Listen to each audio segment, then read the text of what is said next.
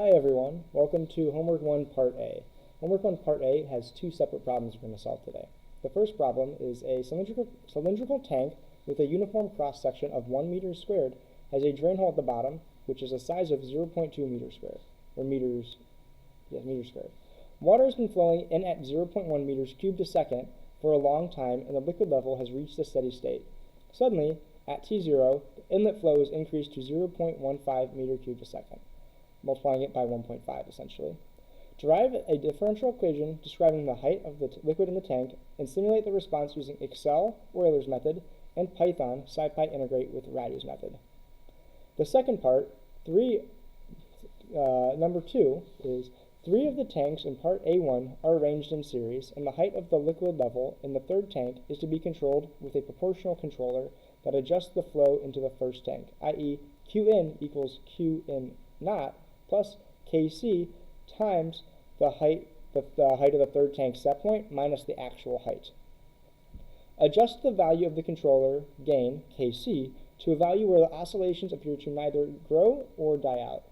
This value of the controller gain is referred to as the ultimate gain, or Kcu, that we would encounter later in our classes. We are going to set H3 set point to be 20% higher than the initial steady state of the third tank associated with an initial steady state inlet flow of Qin naught equals 0.1 meter cubed a second through the 3 tanks in series. So what you're going to see next is I'm going to go on a whiteboard and derive by hand the first differential equation. I'm going to already draw the tank and a few of the different, and basically set in stone some of our variables, but then we can just go right into the derivation. So as you can see, I took the liberty of writing down Bernoulli's equation along with a brief visual of the tank, along with some of the variables that we know. So to go over Bernoulli's equation, it is, for example, P2 minus P1 over rho, or the density, plus G multiplied by Z2 minus Z1, plus velocity 2 squared minus velocity 1 squared over 2. And usually this will equal some sort of number, or the other incident. But because we know that our tank is at steady state, we know that all the accumulation or everything is going to be 0. So we can actually set this Bernoulli's equation to 0. And why we have Bernoulli's equation is we want to find the velocity of this material, of our water, coming out of this tank while at steady state. Because we know Qin, which is coming up here, but we don't know the velocity over here. So what we're going to do is we're going to name this number 2, and we're going to name right here number 1. Because again, this is where material goes in and out of the tanks. So first what you can see is we have P2 minus P1. However, at P1, because we're assuming this is an open-aired container, the pressure is going to be at atmosphere. And it's the same for pressure 2, because it's coming out of the tank to then, again, atmospheric pressure. So we can actually cancel out all this entire term. And then we have G, which is Z2 minus Z1. And we can actually abbreviate that as the height, because we know that 1 to 2, so basically from where the liquid level is to the bottom of the tank where all of this water is spewing out, that's essentially the height of our water. So we are going to abbreviate that as H, or height. So we're going to have GH plus, so we also have V2 minus V1. So at V1, we can actually assume that the velocity is 0 or negligible, and this is due to the fact that the level of the tank, as the velocity of our water in the tank, is going to be dropping slowly because it's a big tank and we have a small hole. So if you ever have a really big bucket and you poke a hole at it, it's going to take a long time to drain. And we can just assume that time or that velocity of the water going down the tank is negligible or 0. Meaning we can then get rid of this term in 0. So what we end up getting is we get GH, and we're going to assume that this is a positive number because our G is technically negative, pulls things to the ground. So we can essentially mess with the negatives and just to call this a positive value. Plus V2 squared over 2 equals 0. So now, again, it's just algebra. So if we want to get V2 to ourselves, so disregard what I said about our negatives canceling out. So because we have Z2 minus Z1, meaning we're going to have a smaller number minus a bigger number, that's going to give us a negative value. And because we're calling our g as our gravity, we're going to make that a flat, like a positive value, so we don't have to deal with negatives in the future. This still actually makes our h a negative value, which is how we can end up putting a negative around this gh. So now it's just a simple algebraic equation in which if we want to get velocity 2 squared by itself, if we want to get the velocity by itself, we are going to then add the gh to the other side, and then square it while multiplying it by 2. So we end up getting v2 equals the square root of 2, which is how we counteract this half power, or this half, 2gh. And this is how we get our velocity of what's coming out of the tank. But if we want the volumetric amount of material that's coming out, because now that we have velocity and we know the area of the out, or we know the A out, so the area of the size of this hole, we can actually create that, or we can derive that.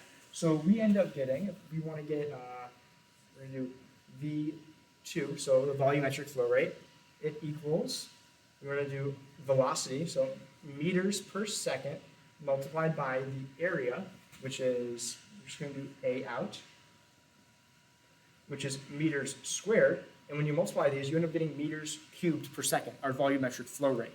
So you end up putting these together, and you get square root of 2gh multiplied by A out equals our volumetric flow rate of our material coming out of the tank. And why this is important is now we have our volumetric rate of the material in and the material out. So now we can start calculating or start creating our differential equation on how the height changes throughout time, or our dh dt, as I will describe it later.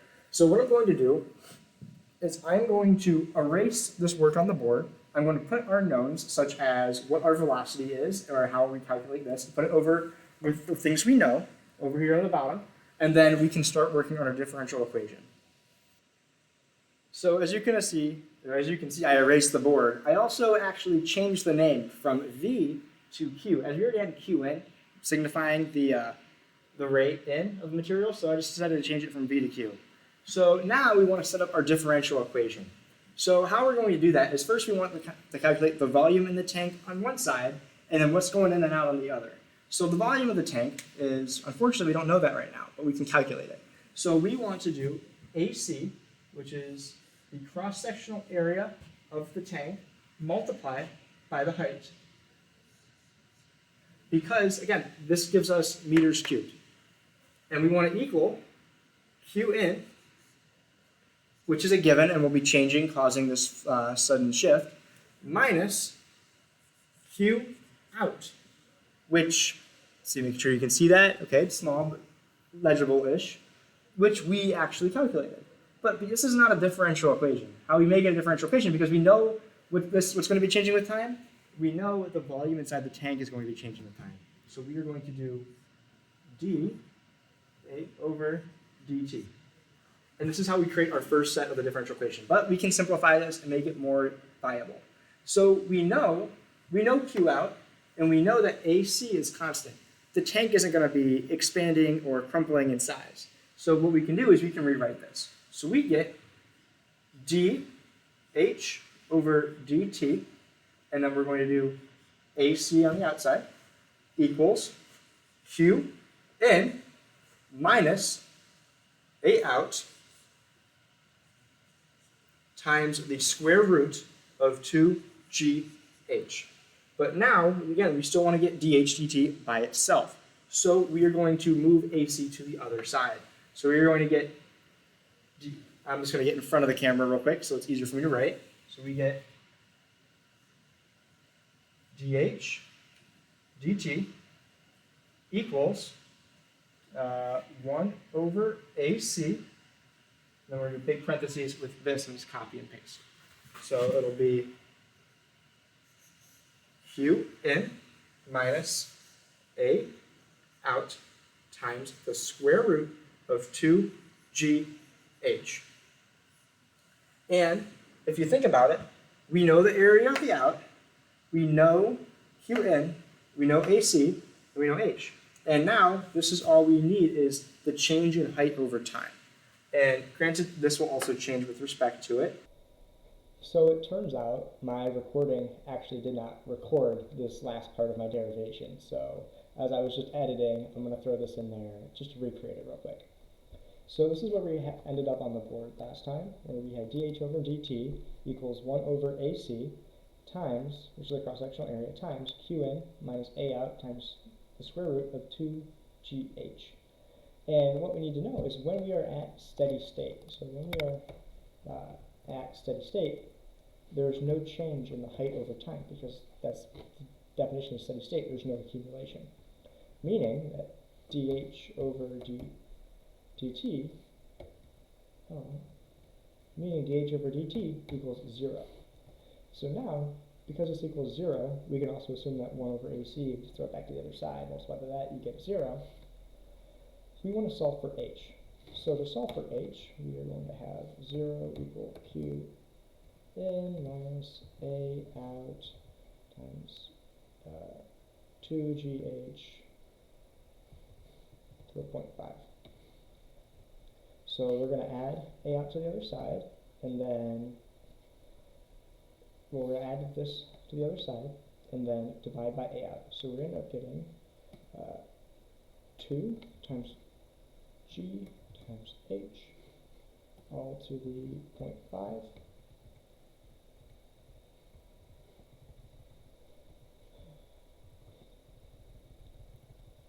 equals Q in over A out.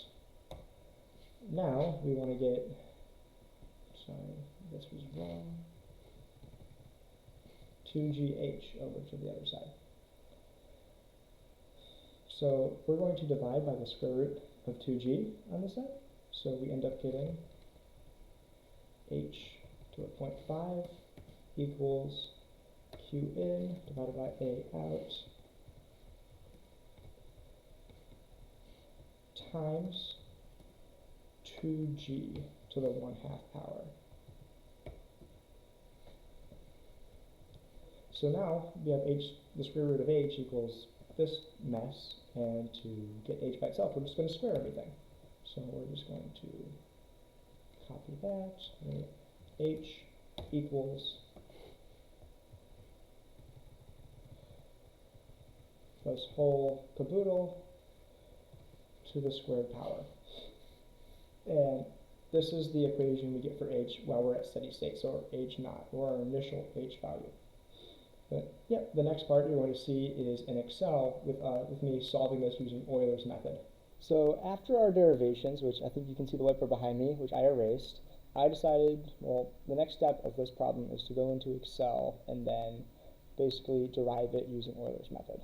So I took the liberties of pre-populating what we know, and on my sticky note over here, I actually wrote down 2 of the equations that we actually calculated that were on the board at some point. So the first one is h, or what we're going to call it is h naught. So it's our original height. And we solved that right at the end of the last clip. And then this over here is dH dt, so the change in height over the change in time. That was one of our middle steps during our derivation, but it's still important into the next steps of this problem. So our next step is to calculate h naught. So as I said, h naught is going to be right here. And we need to calculate, oh man, so it's going to equal q in naught, right? Oh, actually, okay.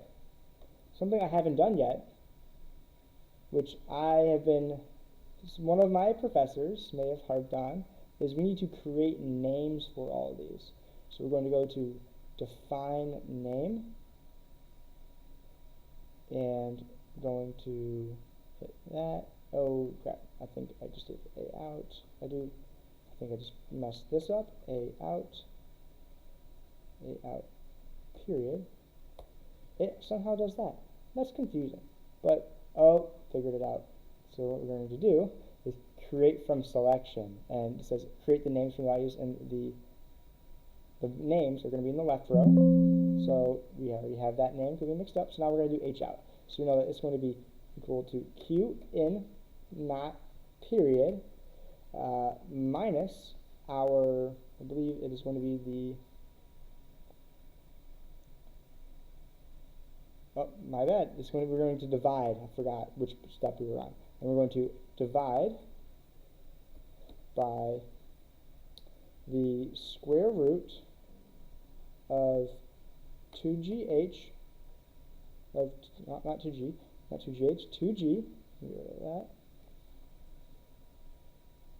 Oh, forgot, I put a period after g to differentiate it. And, okay, here's a problem. We're not done yet though, so we'll keep going. And then we're going to multiply by a out, multiply by a out, period, and then we're going to square this whole thing. So let's see where an issue is. Oh, I think because I didn't multiply that, and then there we go. And we end up getting a number, which I don't believe is correct, but we will keep going. So now we are going to want to set up our list, as we're going to have our time, the height at this given time, and then we are going to have our change in height, or our dh, which we can then apply to change the height. So first we want to create a column, so we're going to start with 0, and then I think we start with fill series. We then do columns, because we just want one row, and we want to stop at 1,000. Okay, I think I need to do this first. Click the wrong thing. Column step value, do 1,000. Perfect. So this is going to be our number line, and then we only need a dt, or our change in time. So for our dt, we're going to dt period. We're going to do 0.1. We're going to do seconds. And then this is going to be h naught, is technically meters. So we do equals this times that, and if we do all the way down, we're going to have to do this one. Where is it?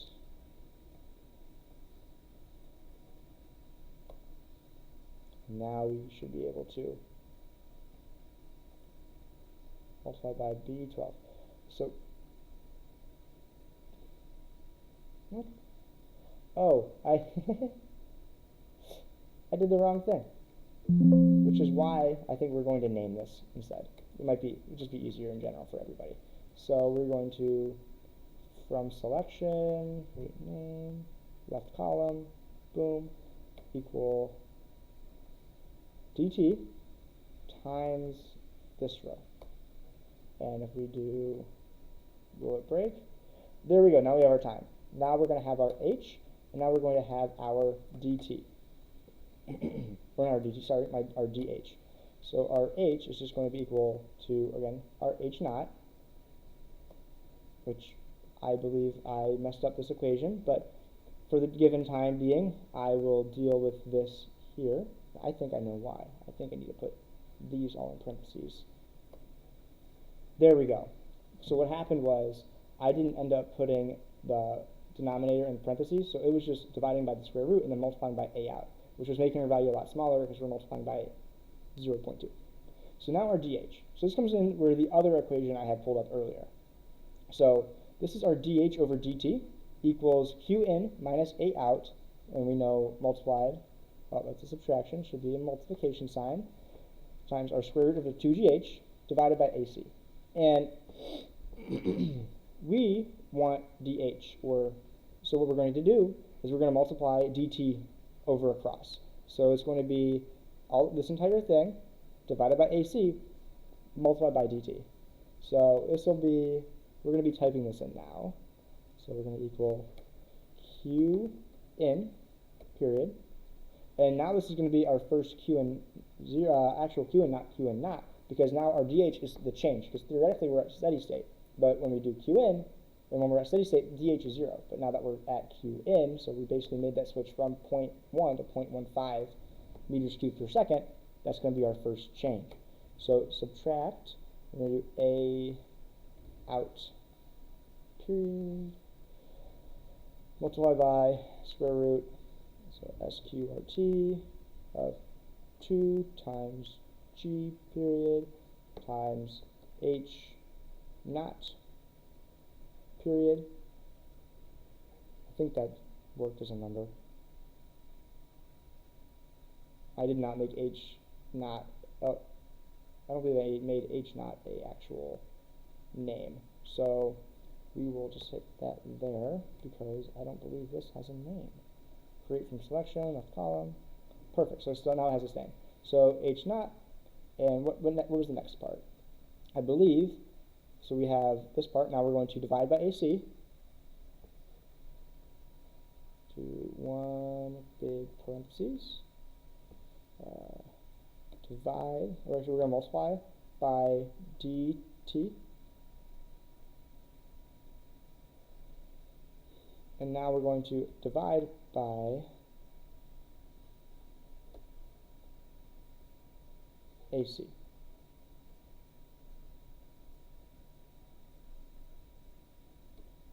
And what I'm thinking I'm messing up here is instead of multiplying by dt, we should be multiplying by just this row. But that's okay. We will hit enter and see if it works. All right, so that works. So now we will calculate this will be that plus this. But I don't think our GH is correct. I believe I am missing something, and I think it has to do with this dt. I think what should have happened is we're multiplied by, no, because you can't multiply by 0. So I will go back and double check, and then we will move on for the next step. All right, so I found the issue, I believe, with this code. And what it was first we have these parentheses, which were not needed, and we're messing up the code. Also, what I said about using qin first, and that was wrong, because we need to use qin not here. And qin not, oh, what the heck just happened? Right? And then, so we're not always using h naught, we want to use h. So unfortunately, the best way to do that is not by naming it, unfortunately. You have to do this. And you end up getting 0.9. So what we're going to do is we are going to take that all the way down, and then we're going to take this all the way down, and theoretically, you now have your code. So what we're going to do is we are going to control shuts it down, right? We are then going to insert a chart. I have a scatter chart, but okay. And voila, you can see eventually we will be putting our material up, and it just keeps filling the tank up until it hits a certain point where it reaches steady state again, I believe. And so here you go. This is how you do the code in Excel. And this is the chart you'll get. As you can see, our time step is pretty long, so we might, if we wanted to make this like basically a better visual graph, we could shorten our time step considerably, but this works. So what I'm going to show you next is how to code this in on Python. What I'm going to do is I'm going to, again, pre-populate some of the importance, such as A out, AC, Q in, all that fun stuff, and then I will start the recording. Alright, so now that we've done the Excel, we're going to start doing our Colab, or Python code. So again, I took the liberty to set up the few of my constants that we'd already calculated, along with the general equation, so I wouldn't have to keep looking at this stupid sticky note back and forth and trying to copy and paste, as it's been a pain. Also, we have imported a few different things. So we first imported SciPy, so we can, or solve IVP, so we can actually integrate our differential equation we're going to create it in this video.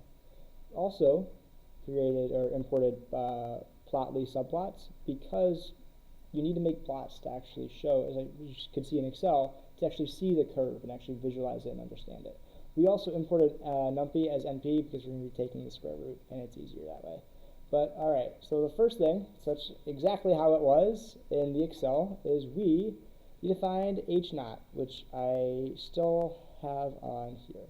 So it's going to be q0 divided by, okay, np dot square root, q square root, 2 times g and then we're going to hold parenthesis this thing, so we can then divide it by AC. So now we have H0. We are going to make our differential equation. So we're going to define dH dt, in which is going to be our, let me check. Yes. So our function, we have time, and we are going to have h. So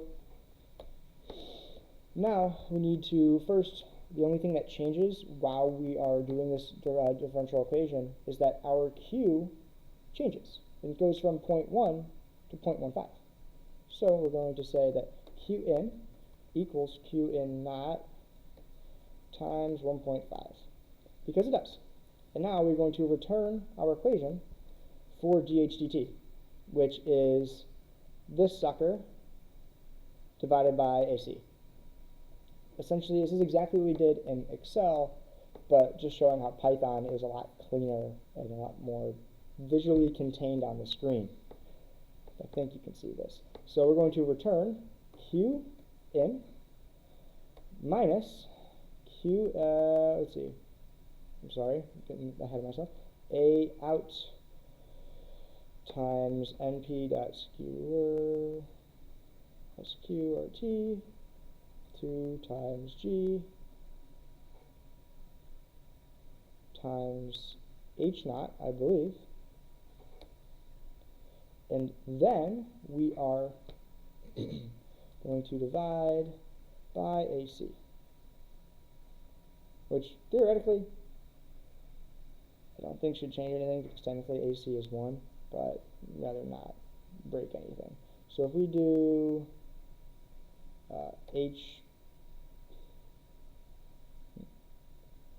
so now we can start, there's a, let's see, what can we plug in? So if we do dH dt, and we do time of 0, that didn't work. Time of 0, h is, let's do h naught. Alright. I don't think that's right, but we can keep going. So we're going to do our resolution, or our result, equals solve IVP, and our function is going to be, let's see, what does it show? Our function is going to be dH dt, and then we're going to go our time span. So we haven't added that yet. So our time span is going to be, I think we can put it in parentheses, or we might need to put it in brackets, but we'll do it with parentheses first. It's going to be 0, comma, t end. We don't have a t end yet. Our t end is going to be 10.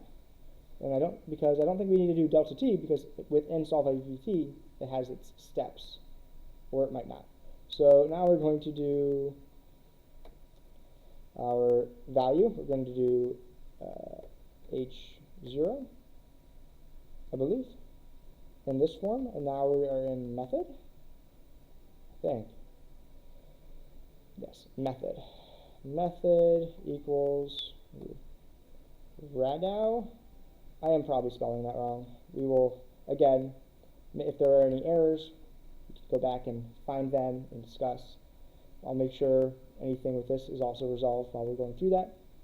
And then we also want, let's see, so t eval, time evaluation, I don't think we want that, so we can just do dense output equal true.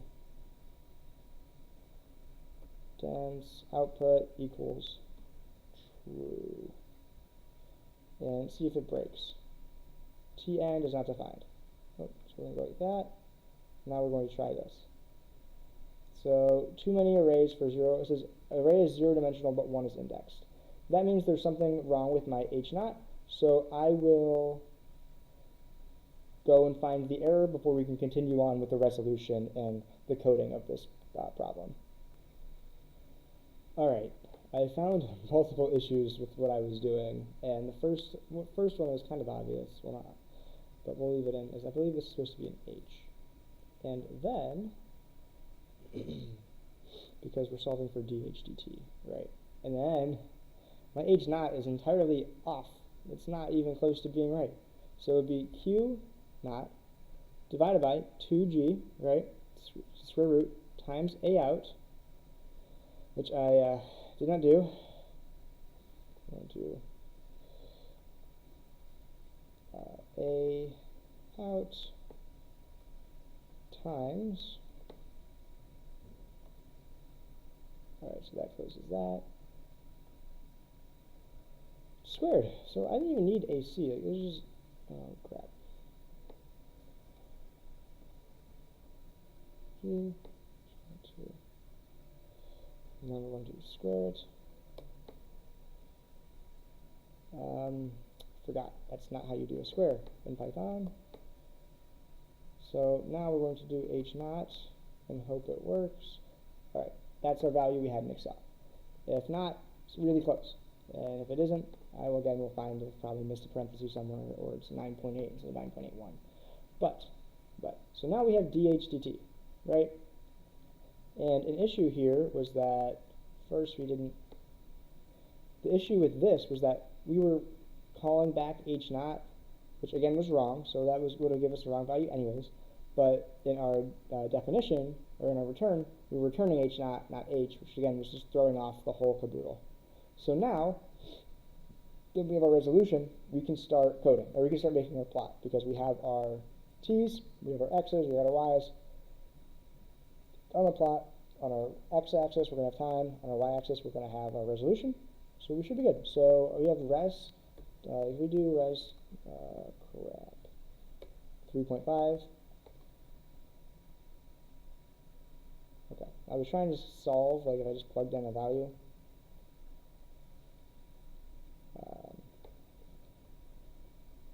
What the heck? Let's see if this even works now. Alright, so that doesn't work. Maybe it's fine. I think I have to do res the dot like sol and do it 3.5. Yes, it's small. That looks right. So now we can do make underscore subplots.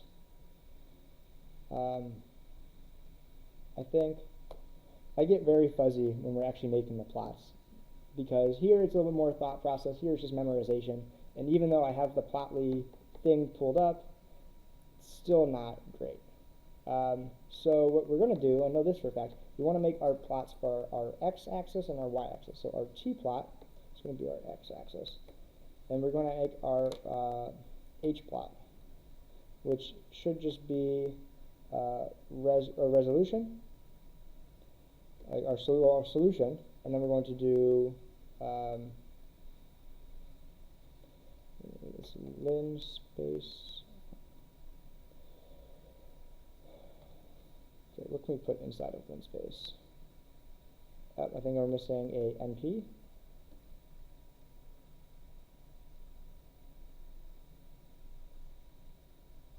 Start, stop, and a number. So we're going to do a start of 0, a stop of our t end,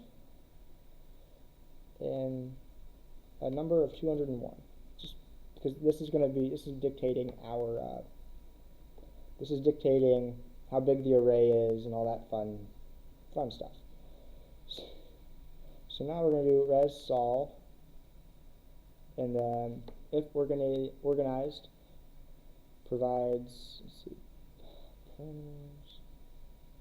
parameters. I wish I could pull this up. And there is a way to do it. I'm just struggling to remember. Anyway,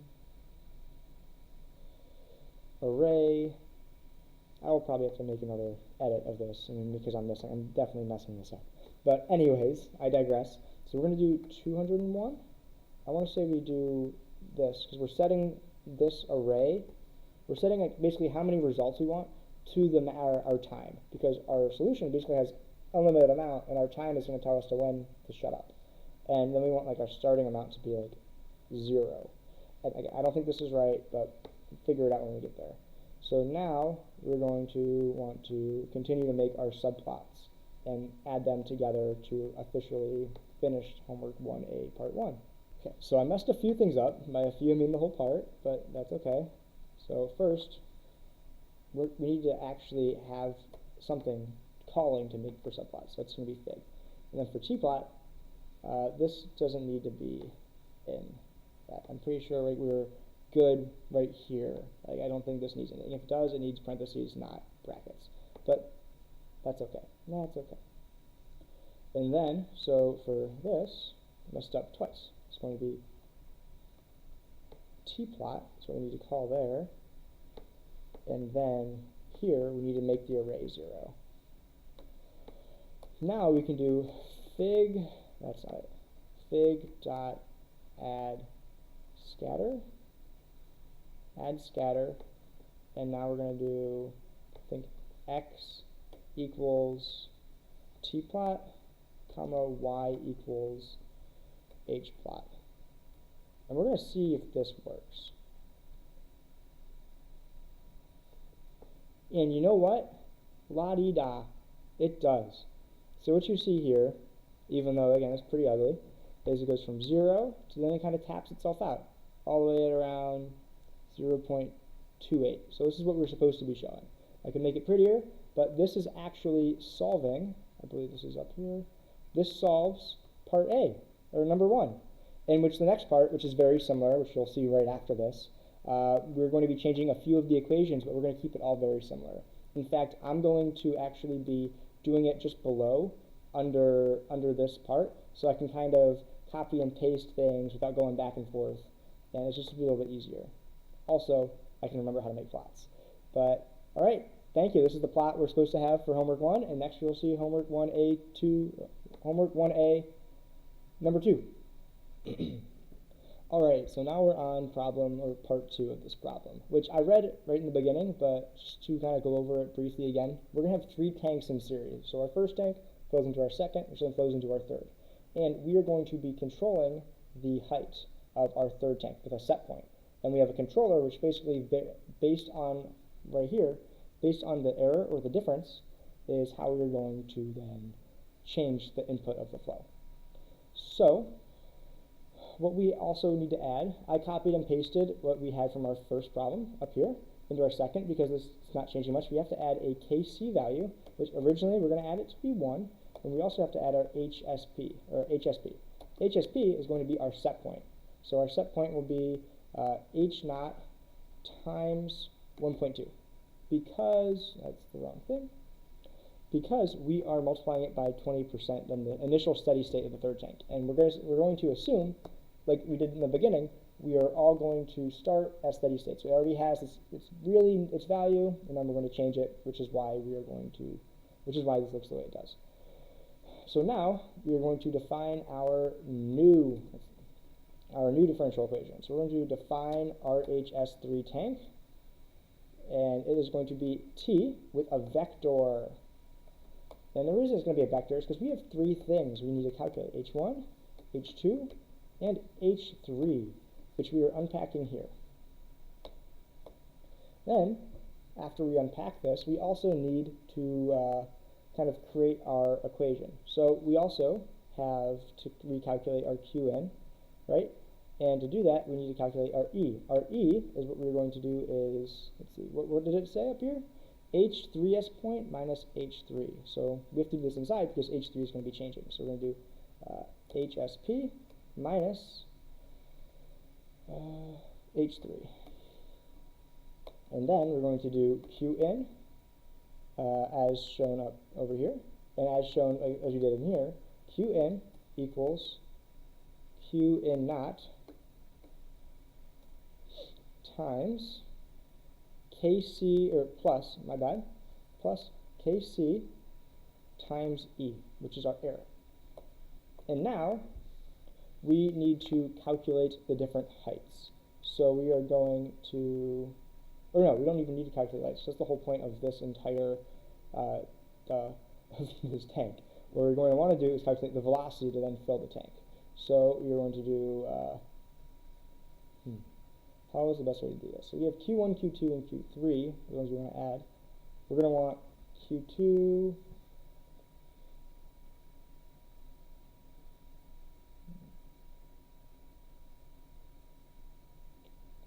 so we want, like, for example, we have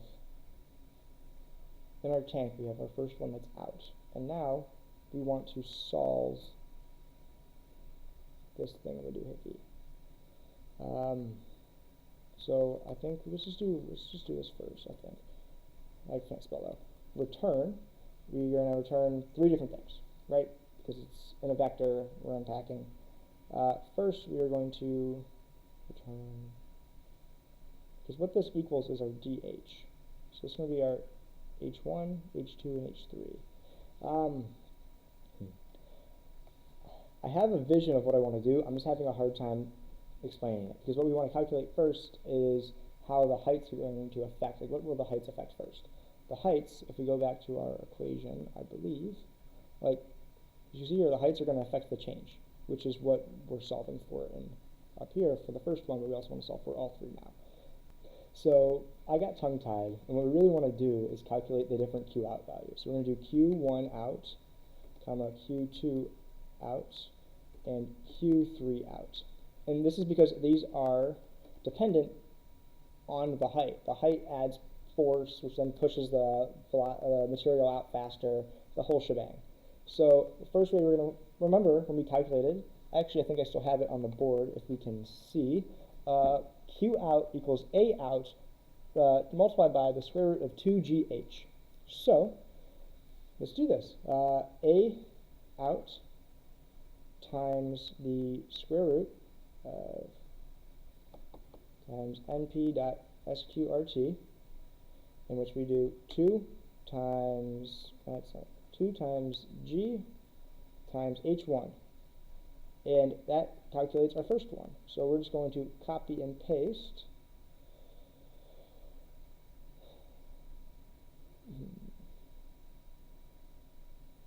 Excuse me, let me look back at the board. A out. All right. What did I do? Oh, I did not copy what I wanted to, I believe. Control C, Control V, Control V. So now we have H2 and H3. So the reason A out is the same for all these is because in the homework it says the 3 of the exact same tanks that have the exact same holes, which is why these stay the same. So now that we have our Q1 out, or Q2 out, and our Q3 out, we want to calculate DH. So again, if you remember, DH is 1 over AC multiplied by what goes into the tank and what goes out. So for example, we're going to first return what goes into, let's see, 1 over AC, we'll do a comma first, so we'll put this at the end because we're going to be dividing. So we're going to do Q in minus Q out, Q1 out, and we should just be able to copy and paste this as well, kind of. Copy and paste this as well, because AC, again, shouldn't change. Well, won't change. It's a cross-section of an area. Duh. So now instead of Q in, it's going to be Q1 out minus Q2 out. Now we're going to have Q2 out, Q3 out. So what this is showing is how we're calculating our different DHs, our changes, which is kind of the whole point of this. If we look back at the first example, the whole point was to find DH dt, which we did using this equation, and this is just a different way of doing the same thing. So that didn't break, which is a great sign. So now we are going to,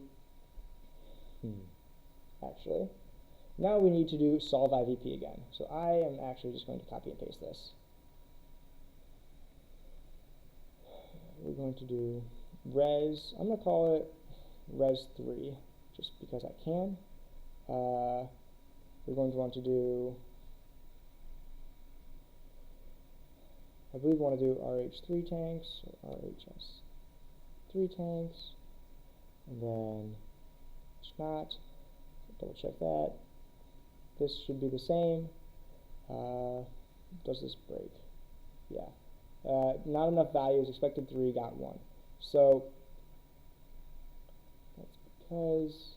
that's because this has 3 values, but this is respecting 1. So I wonder if we put vector in here, if it works. Oh, it is not defined.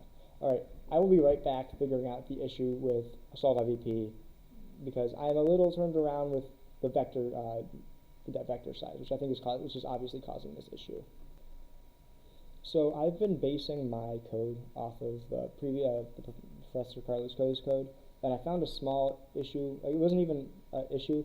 Basically, our values weren't lining up because I only had 9.8 instead of 9.81. So I changed that in both of the codes just so my numbers lined up, and so I could kind of make sure I was following something correctly. So if it doesn't get exacerbated in the future, that issue.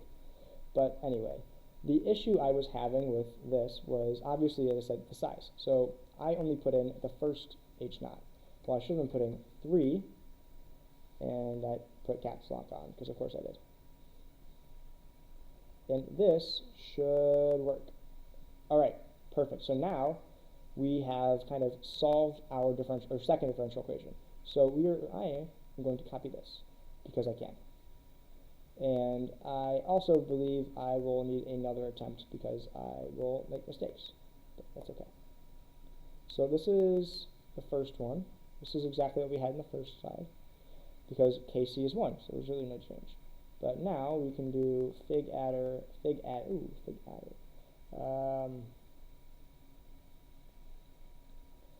I need to change the T plot and Y plot for specific H plots. So I might create multiple different H plot sizes. I know I need to do fig, that's not even an F, fig dot add scatter, and now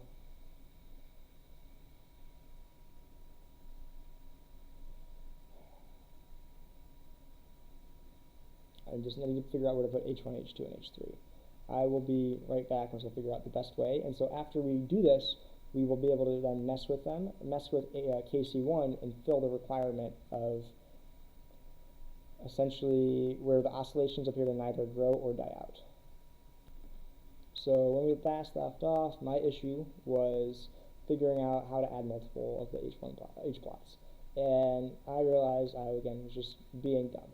So we're going to do H1 plot equals res.sol, because this is going to have 3 different results, which we've unpacked, H1, H2, H3. So we're going to do H2 plot, comma, H3 plot.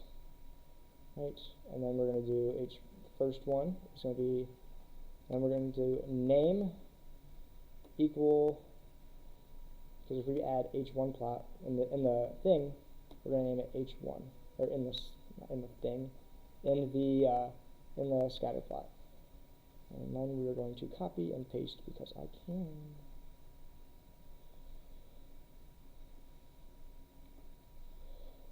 Do H2 plot, H3 plot, and then H2, H3, and hope this works.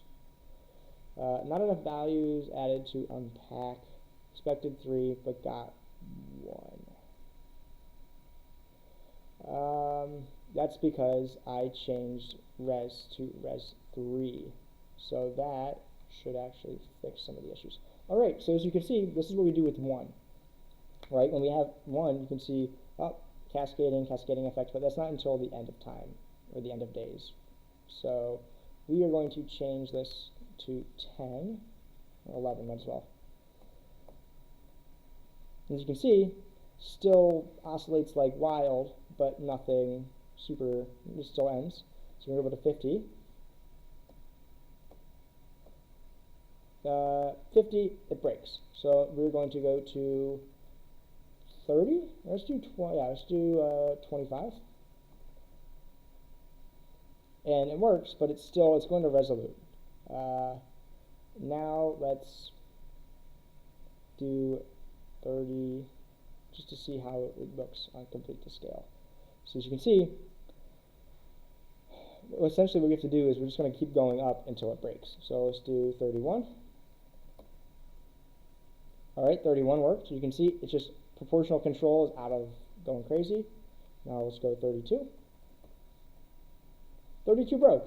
So what that means is 31 is a winner. This is the plot, this is what happens when you have proportional control on your third tank, which is the green line, it just, as you can see, there's a cascading where it just makes things worse and worse before it just kind of spins out of control. And this actually is the end of homework 1 part A. So what we ended up doing was we set H3 set point to be higher, and then we adjusted the value of Kc to where the oscillations appear to neither grow or die out. So where they're kind of constant. And I believe that's what we did here, because they keep growing, but they're not dying out. And it's eventually, if we look at, let's see, 0.18, it's almost the same. 0.18, 1.18. So our H3 is constant, while the others do not look to be as much. But yeah, that is the end of homework 1 part A. Thank you for watching.